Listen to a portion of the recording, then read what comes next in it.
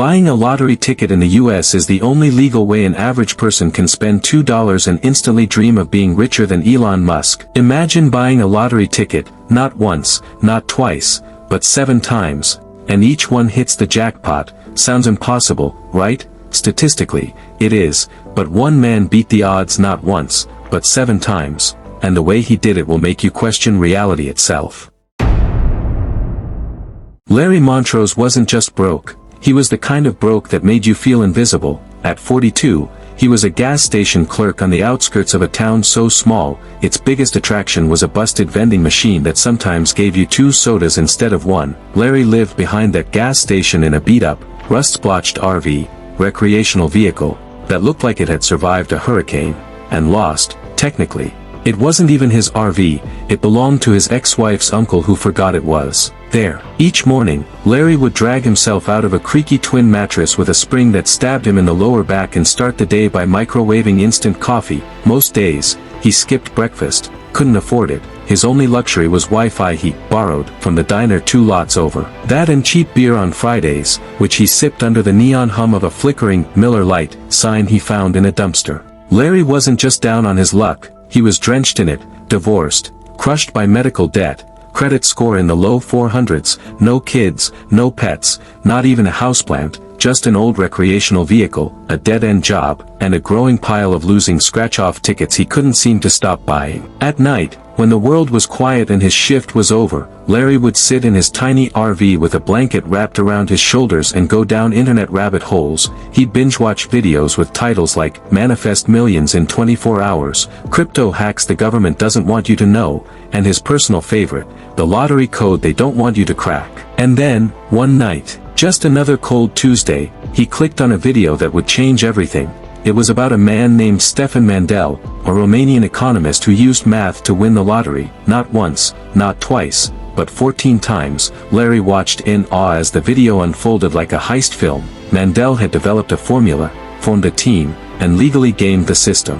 Something sparked in Larry's eyes. If someone else beat the system, why not me? From that moment on, Larry became a man possessed, not in a dangerous way, well, not at first, but in a way that made people cross the street when they saw him muttering numbers under his breath. He took every losing lottery ticket he'd ever bought, hundreds of them, and pinned them to the walls of his RV like war trophies. Each one was labeled with the date, time, location of purchase, and weather conditions, as if that would one day reveal some divine pattern. Red string connected some of them, others were circled in Sharpie. It looked like a conspiracy theorist's fever dream. He started calling it the War Room. No one visited Larry anymore, but if they did, they'd probably call the cops. But Larry didn't care, because deep down, he believed it now, the system could be beaten, and if anyone was desperate enough to do it, it was him.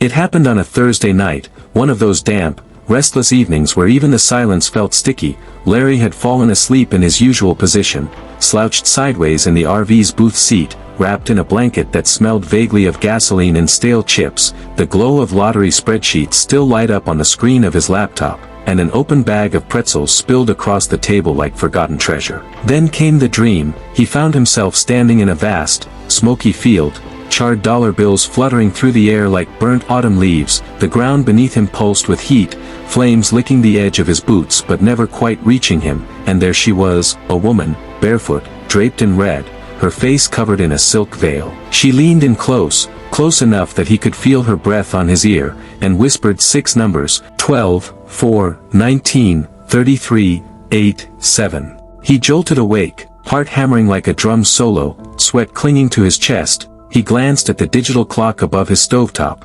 It read 3:33 a.m. exactly. A chill ran down his spine. Without thinking, he grabbed the nearest thing he could write on, a greasy, half-flattened pizza box from earlier, and scrawled the numbers down with a nearly dried-out marker. He sat there for a minute, staring at them. They didn't feel random, they felt like a message, a code. The next morning, Larry did something no one could explain, not even himself. He put on his worn-out bathrobe, slipped on mismatched sneakers, and headed to a convenience store a mile away. But here's the thing, he walked backward the whole way, just like in the dream. He ignored the honks, the laughter, the sideways stares. He kept going. When he reached the store, he pushed the door open with the back of his elbow and walked straight to the counter. He looked the clerk dead in the eye and, without blinking, said, "1 ticket, these numbers." The clerk hesitated, then slowly typed them in. Larry paid in cash, folded the ticket carefully, and walked out the way he came, backward, all the way home. Then he waited. A week passed. Larry almost forgot about the ticket in the chaos of his scribbled theories and junk food-fueled research, until Saturday night, when the winning numbers were announced on TV, 12, 4, 19, 33, 8, 7. Larry didn't scream, he didn't faint, he just stood there, blinking, as a $3.2 million jackpot slipped from the screen into his reality. To the rest of the world, it was a statistical hiccup, pure dumb luck, another miracle story for morning news shows. But to Larry, this wasn't luck, he whispered, staring at the ticket like it held the secrets of the universe. This was destiny, and in that moment, something shifted inside him. He knew the dream wasn't a fluke, he hadn't just stumbled onto a win, he had been invited. There was a system, buried in chaos, a code only the desperate could crack, and Larry Montrose, he was just getting started. After his first win, Larry Montrose didn't celebrate like most people would, no champagne, no fancy dinners, no trips to the Bahamas. Instead, he did something unexpected. He walked into the gas station where he'd spent the last 12 years of his life working and handed his boss a paper coffee cup with the words "I quit" scribbled on it in Sharpie. Then he turned around and left, without even collecting his final paycheck. He moved into a low-budget roadside motel off Highway 9, a place with flickering lights, water-stained ceilings, and a mysterious smell in room 6 no one could quite identify, but for Larry, it was perfect. The solitude gave him space to build something bigger, and that's exactly what he did. Room 6 became his laboratory, or as he liked to call it, the code chamber. He filled the walls with corkboards, charts, and thumbtacks connecting theories so wild they made conspiracy theorists look tame. There were stacks of scratch-off tickets sorted by moon phases, handwritten logs of winning zip codes, printouts of ancient numerology. He even subscribed to an astrology magazine and learned how to read horoscopes backwards. He blended everything, statistics, superstition, and a dash of absolute madness, into a single formula he named the Chaos Code. Logic gets you 1 win, he mumbled one night, pacing barefoot across the carpet, but crazy gets you 7, and then the rituals began. For win number 2, Larry fasted for 7 days straight, no food, just water and hot sauce packets. On the 8th day, dazed and delirious, he walked into a bodega, handed over his numbers, and walked out with a ticket that would turn into $1.7 million. For win number 3, it was very strange. He claimed he had a dream about a green parrot whispering numbers to him. So, naturally, Larry bought a parrot from a local pet store and placed number cards in front of it. Whichever ones it pecked at became his picks. The bird's chosen numbers landed him another $2.3 million. When number 4 was all about doors, he became obsessed with the color yellow, convinced it symbolized luck. For 3 weeks, he only bought tickets from stores that had yellow doors, and wouldn't you know it, on his 13th try, he hit another jackpot. By the time when number 5 rolled around, Larry had earned over $14 million total. His name was plastered across tabloids, talk show hosts called him the luckiest man alive, memes popped up everywhere, people wore shirts with his face on them, holding up 5 fingers like he was some kind of modern-day prophet. But behind the headlines, Larry wasn't celebrating, he wasn't basking in fame, he was working, obsessing, sacrificing, because deep down, Larry knew something the rest of the world didn't. This isn't luck, he whispered to himself, staring at the chaos of strings and sticky notes plastered across the motel room. This is a test, and every win cost something, and he was willing to pay. By the time Larry had won his 6th jackpot, something inside him had changed. The man who once laughed at internet psychics now studied star charts like they were scripture. The man who once rolled his eyes at energies now slept with crystals under his pillow and burned sage in a motel microwave. The Chaos Code had taken him further than he'd ever imagined.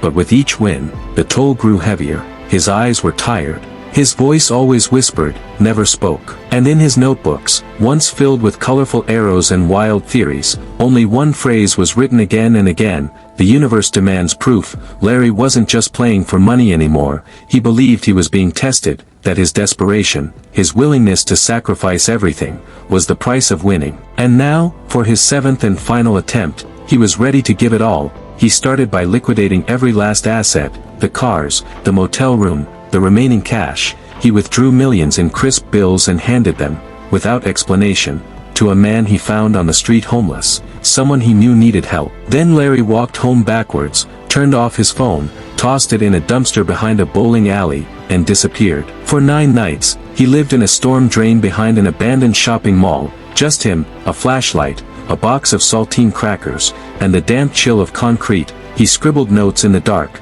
tracked the shape of clouds, listened for patterns in passing traffic like it was Morse code from the beyond. The code speaks in chaos, he whispered through cracked lips, but only to those who listen. By day 10, Larry looked like a castaway from another dimension, hair tangled, face hollow, bathrobe barely clinging to his body, socks soaked, skin pale. But in his mind, this was all necessary, this was sacrifice. He walked into a random gas station off Route 47, no plan, no calculation, just a pull, like gravity tugging on his soul. The clerk didn't even ask questions. The man standing in front of him looked wild, haunted. Larry slapped a wrinkled dollar on the counter and held up one trembling finger. One ticket, he rasped. The numbers weren't chosen, they were felt, a tingle in his fingertips, a twitch in his eye. He pressed 6 buttons, took the ticket and walked out. That night, he didn't sleep, he didn't eat, he just sat by the roadside, clutching the ticket like it was a holy relic. And when the winning numbers were announced the next morning, Larry didn't move. He'd done it, $27 million, 7 wins. The media went wild. Is he a miracle man, the oracle of Lotto, God's favorite gambler? But in a rare interview, Larry only said one thing. People think I'm lucky, they don't know the things I gave up, the voices I heard, the things I saw. And when the cameras shut off, he turned to no one in particular, smiled, and whispered, "It's never really about the money, it's about what you're willing to lose, to feel chosen." And just like that, Larry Montrose disappeared. For 3 years, Larry Montrose became a ghost, no credit card trail, no bank activity, not even a trace of him on social media. It was like the man had evaporated into the very chaos he used to worship. Conspiracy theories flourished. Some claimed he joined a secret society of lottery winners who manipulated luck. Others said he had gone mad and was living in a cave in Tibet decoding patterns in bird calls. But one person wasn't buying it, Elena Drake, an investigative journalist known for chasing down missing millionaires and cult leaders, made Larry her obsession. She dug through financial records, tracked sketchy wire transfers, interviewed everyone from motel clerks to obscure numerologists. Everyone had a theory, no one had a lead, until one did. A blurry Instagram photo posted from a beachfront cafe in Melbourne, Australia. In the background, a man with familiar sunken eyes and a faded bathrobe tied around his waist like a trophy belt. The location tag says, Montrose Imports. It took Elena 2 months to confirm it, another 3 to get a face-to-face meeting. What she found was beyond belief. Larry Montrose wasn't in hiding, he was thriving. In just under 3 years, he'd quietly built a luxury shipping and logistics empire in Australia, specializing in high-value goods, custom packaging, and encrypted delivery systems. His business partners described him as eccentric but genius, a man who communicated in riddles but always delivered results. He owned real estate, tech startups, even a private vineyard where the wine bottles were labeled with cryptic coordinates instead of names. When Elena finally sat across from him, Larry now clean-shaven, dressed in linen, sipping sparkling water under the sun, he smiled like a man who had made peace with madness. "You want to know how I did it?" he asked. "Yes," she replied, "all of it." He leaned forward. "It wasn't just the lottery," he said. "It was the videos, the dream, the code, the state of mind. I didn't win money. I cracked something in my brain, something unlocked. I started seeing patterns in everything, movement, markets, people." He paused, eyes distant. "When you go deep enough into chaos, past the edge of sanity, you don't find madness, you find clarity." According to Larry, it wasn't about luck or math anymore. It was training. The rituals, the starvation, the delusions, they'd rewired his mind. The line between instinct and calculation blurred. He claimed he could predict the rise of cryptocurrencies just by watching shadows on a wall, or anticipate a market crash by the way birds landed on a power line. Elena didn't believe all of it, but she believed one thing: Larry Montrose had changed. He wasn't broke, desperate, or borderline crazy anymore. He was rich, razor-focused, and maybe just a little more dangerous. Before she left, she asked him the final question: "Do you miss who you were before all this?" Larry looked out over the ocean and whispered, "Sometimes, but that man lost everything, this one, lost his mind, and look what he got in return," and with that, he stood, handed her a small box, and walked away. Inside the box, a single lottery ticket, unmarked, untouched, and 6 numbers scribbled on the back, 12, 4, 19, 33, 8, 7.